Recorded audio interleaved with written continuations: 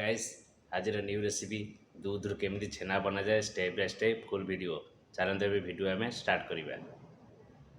Hello guys ये छेना एवं आम देखा छेना केमती बना जाए। छेना बनाया फास्ट आम दूध को कड़े ढाली गरम करवा। एवं दूध को कड़े ढाली गरम करवा। हम दूध ए कड़े ढला आरंभ हो गला।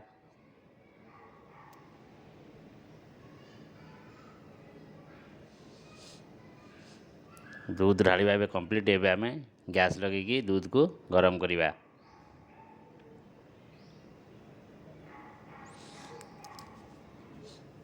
गैस लगिगला आम दूध को गरम करवा। आस्ते आस्ते दूध को पूरा घाटा जमी तले न लग पूरा आराम से घाटे। दूध गरम है दूध आमर ए फुटीगला। एवं आम दूध को गोटे कपड़ा देके छाणीदे। दूधरा कपड़ा देके छाणीदे दूध जहाँ गुंड फुंड थोड़ा पूरा परिष्कार हो। दूध को पूरा भल भाव एमती कपड़ा देके छाणीदे दूधटा पूरा परिष्कार हो। दूध के कटा हो से हिसाब से पूरा कपड़ा देके छाणीबे। दूध आम छाणिया कंप्लीट एवं आम कपड़ाटा को बाहर करदे। एमती बुले देले कपड़ा जहाँ था दूध पूरा सब छाड़ीज। एवं आम दूध को ठंडा करके छेना पानी देकी विनेगार दे काटी पारे। आम अब छेना काटुचे दूध ठंडा है छेना काटे। गरम दूध टोटाल काटे छेना पूरा टाइट हो। विनेगार देके पूरा आस्ते आस्ते छेना काटे कि विनेगार छेना पानी जो भी काटी पारे किसी असुविधा ना। जेहेतु आम छेना पानी देके अब छेना काटुचे पूरा एमती आस्ते आस्ते काटे। छेना आमर पूरा हाफ कटिगला।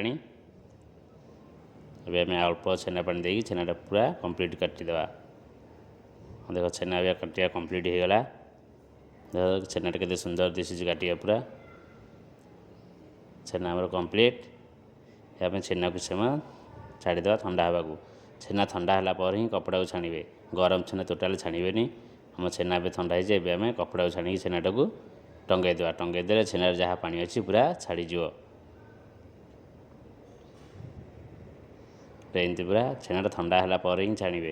गरम छेना टोटाल छाणीबेनी। गरम छेना छाणिले पूरा छेना पूरा टाइट हो। छेना ठंडा है ही कपड़ा को छाणीबे।